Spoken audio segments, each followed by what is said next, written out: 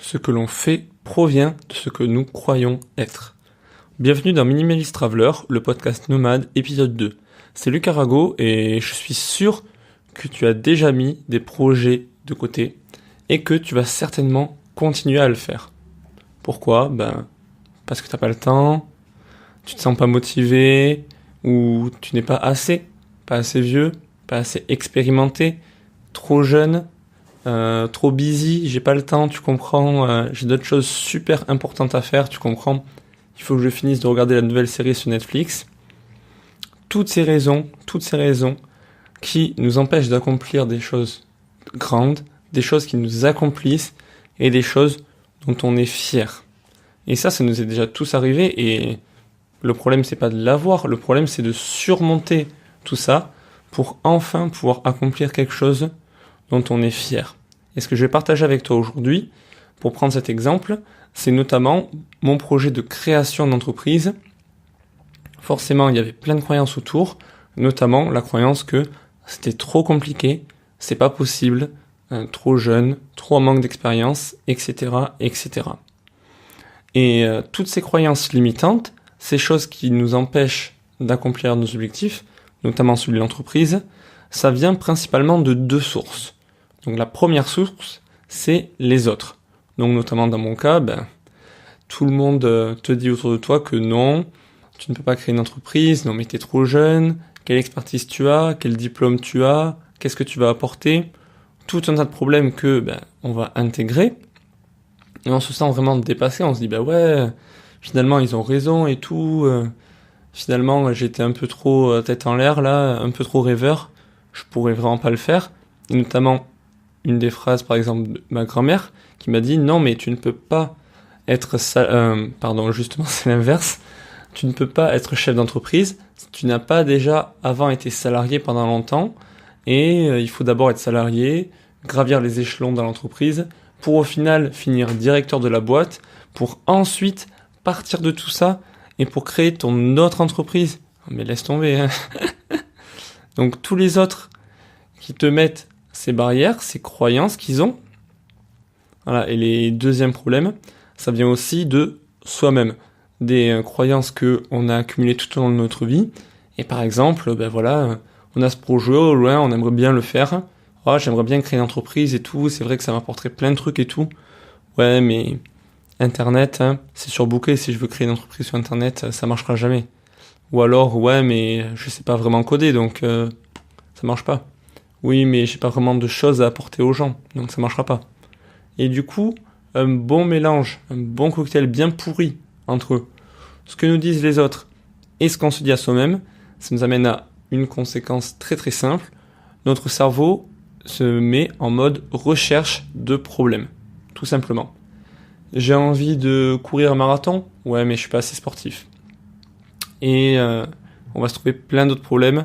Et je pense que si vous réfléchissez bien, que vous réfléchissez à un de vos projets et que vous essayez de trouver des problèmes, pourquoi vous ne pourriez pas accomplir ce projet ?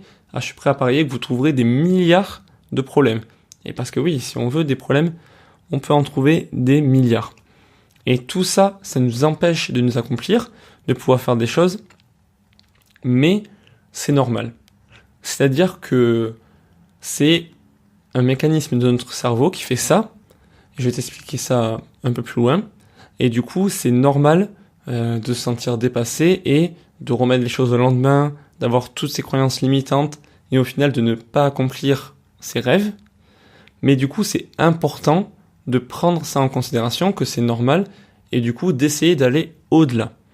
Et ça, je vais essayer de te l'expliquer maintenant. Tu vas voir, c'est assez simple. Parce qu'en fait, tous ces processus, ça vient de l'inconscient. C'est-à-dire que inconsciemment, à force de tout ce que t'ont dit les autres et de tout ce que tu t'es dit à toi-même, tu t'es forgé des croyances qui sont ancrées au plus profond de toi. C'est inconscient. Et du coup, ça va dicter un peu ta vie. Et c'est là que va intervenir notamment le cerveau reptilien. Donc le cerveau reptilien, c'est une des parties de ton cerveau qui gère plein de trucs, dont les trucs inconscients. Et en fait, ce cerveau reptilien fonctionne à la peur, tout simplement.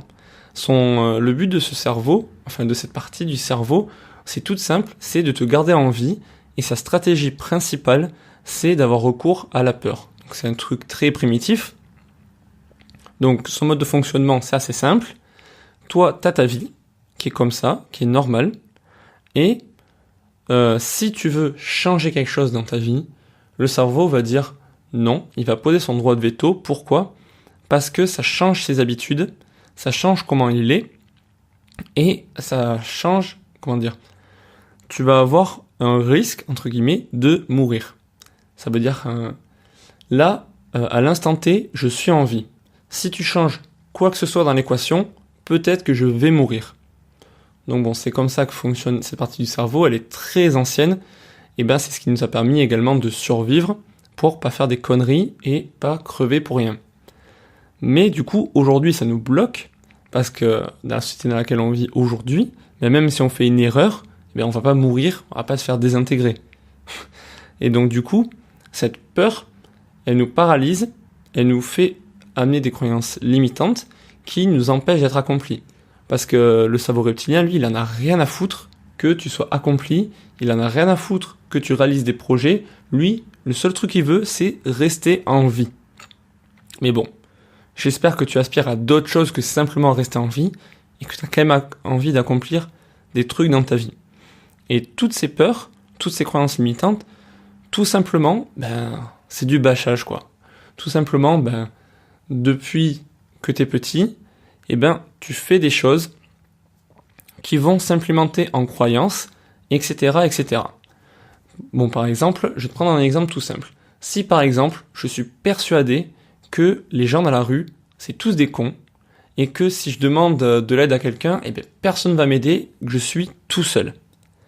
Et du coup, je vais mettre en place des actions qui vont avec cette croyance. C'est-à-dire que dès que je vais croiser quelqu'un dans la rue, je vais m'en méfier, je vais me dire ouais c'est un connard, tout ça machin, et dès que je vais amener à avoir des relations sociales avec les autres, je vais être persuadé que tout le monde est contre moi, tout le monde complote contre ma réussite, et du coup au final, ça va amener des comportements qui sont super néfastes, et les gens vont le voir en fait.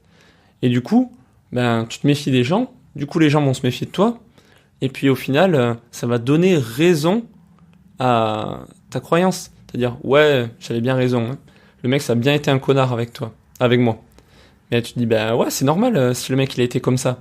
Parce qu'à la base, t'as été comme ça avec lui, c'est logique. Mais du coup, ça va renforcer cette croyance que t'as. Et au final, si cette croyance-là, tu l'as fait tous les jours, pendant 20 années dans ta vie, tu vas être persuadé que c'est la réalité. Et du coup, le monde, tout autour de toi, va s'adapter à ta croyance. Et c'est un truc de fou.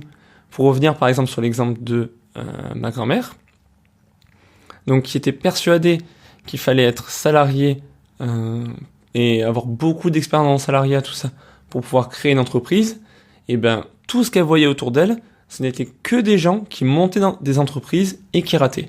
Alors que non, il y a des gens qui réussissent, des gens qui échouent, c'est sûr. Mais elle ne voyait que les gens qui rataient, et si quelqu'un réussissait, elle allait dire que c'est la faute comme ça là, il a eu de la chance, que des trucs comme ça.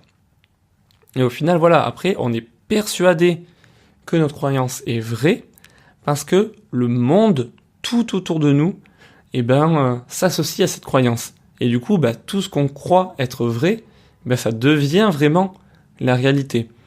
Et donc du coup, dans le cas des croyances limitantes, c'est un problème.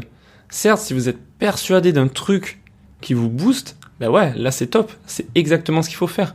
Et du coup, on va être persuadé que le monde marche dans notre sens et que tout le monde aspire à notre réussite, à notre succès. Mais c'est clair que si notre croyance est limitante, ça va nous bouffer, ça va nous pourrir, et au final, on va se retrouver à avoir une vie normale, quoi, avec des gens normaux, et mettre tous nos grands projets au placard et oublier tout ça. Mais voilà, si tu écoutes ce podcast, si tu as envie d'accomplir des choses, d'accomplir des projets, que tu as envie de voyager, c'est des trucs qui sont en dehors de ta zone de confort. C'est des trucs que pour 99% des gens, et encore je suis gentil, c'est complètement impossible.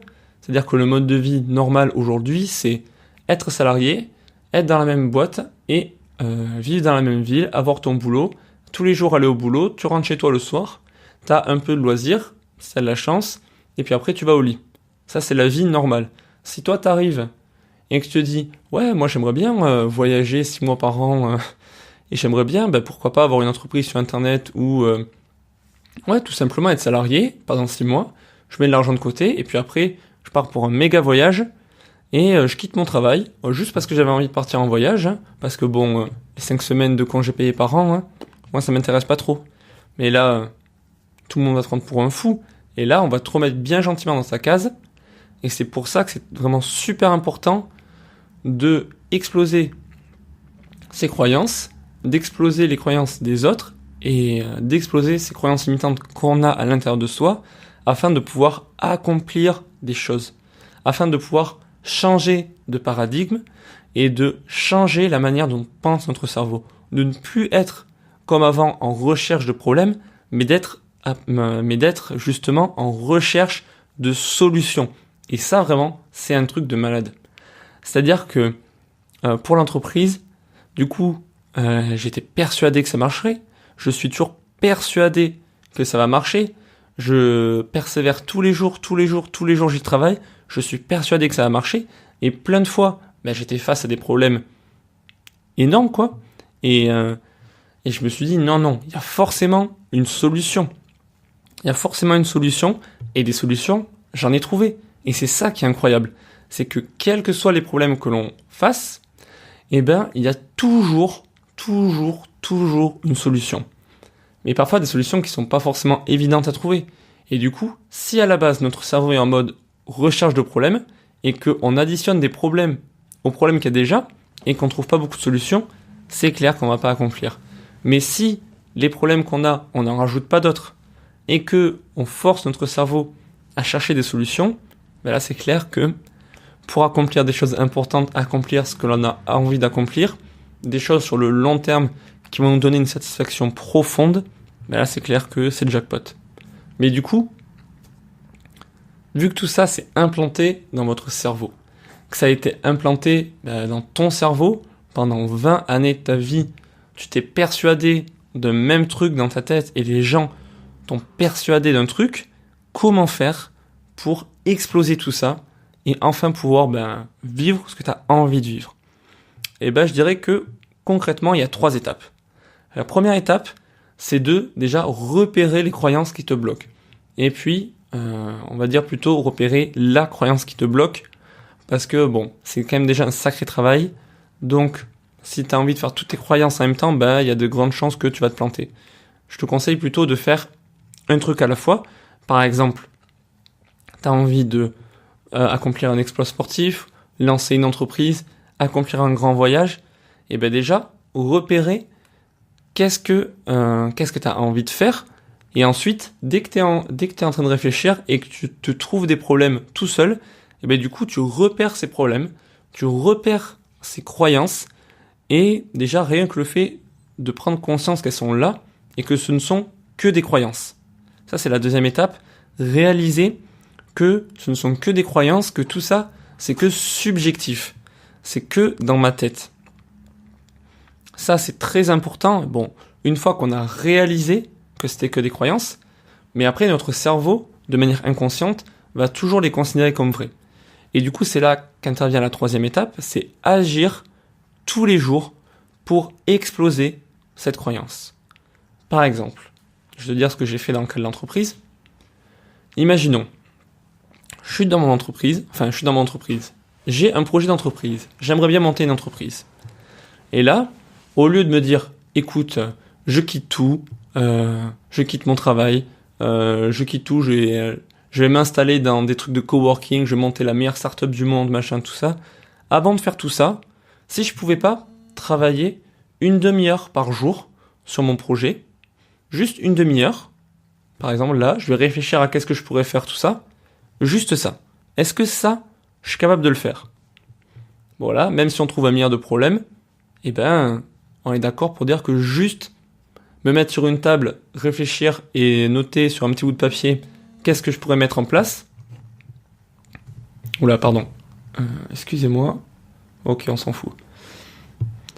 déjà rien que faire ça, c'est vraiment possible et notre cerveau va pas nous bloquer. C'est-à-dire que on suit quand même notre routine, c'est juste que pendant une demi-heure, on va travailler sur notre truc. Et puis, cette petite demi-heure, tu l'as fait pendant par exemple 1 mois. Et pendant 1 mois, tu mets en place une toute petite action, et bien en fait, il va se passer quelque chose dans ton cerveau de très puissant. C'est-à-dire qu'au bout d'1 mois, tu vas avoir avancé un tout petit peu, tu vas avoir fait des trucs, et tu vas être sorti un tout petit peu de ta zone de confort. Et là, ton cerveau reptilien, il va se dire, écoute, avant, j'étais à un point A, maintenant, je suis à un point B, qui est un peu plus éloigné du point A, mais pas très loin non plus, et je suis encore en vie, c'est incroyable, il m'est rien arrivé de mal, là, il travaille une demi-heure par jour pour pouvoir faire son petit truc, là, il est allé voir des gens pour discuter de son projet, il a commencé à mettre en place des choses sur Internet, par exemple, et je suis encore en vie. Et donc là, c'est fou, parce que, inconsciemment, les blocages, ils vont petit à petit disparaître, parce que votre cerveau reptilien ne va plus avoir peur et du coup il va plus vous bloquer. Et à passer à une demi-heure par jour, et se dire là du coup mon samedi après-midi maintenant, en plus d'une demi-heure par jour, je vais le réserver pour mon projet. Et petit à petit comme ça, on arrive à casser une croyance et ça prend du temps, mais ça en vaut vraiment la peine. Pour ma part, ça fait 1 an et demi que je travaille sur des projets d'entreprise. Et j'ai toujours encore quelquefois des petites croyances limitantes, mais elles seront bientôt complètement explosées. Je pense que d'ici 2 ans en tout, encore 6 mois, ça sera bien et les croyances seront vraiment complètement explosées parce que j'ai fait les trucs petit à petit. Et ça s'est fait, en 2 ans, c'est vachement long. Parce que pour exploser des croyances qu'on a depuis qu'on est tout petit, c'est clair que quand ça fait 20 ans qu'on te bâche la même chose, c'est pas en 2 semaines que ça va changer. Et du coup, passer à l'action tous les jours pour pouvoir accomplir des projets qui sont grands. Et là, j'ai envie de te poser une question. Qu'est-ce que ça t'a amené dans la vie d'être raisonnable ? Qu'est-ce que ça t'a amené d'être raisonnable et de ne rien tenter de fou, rien tenter de grand ? Qu'est-ce que ça t'a apporté ? Bon je te laisse avec cette question. Si cet épisode t'a plu, abonne-toi, mets un pouce bleu et reste au courant des autres podcasts. Donc, je vais sortir un podcast tous les jours pour pouvoir t'accompagner dans tes projets et pouvoir te tenir au courant de mes projets, de mes voyages, si tu as envie de faire la même chose. Abonne-toi, mets un pouce bleu et je te dis à demain.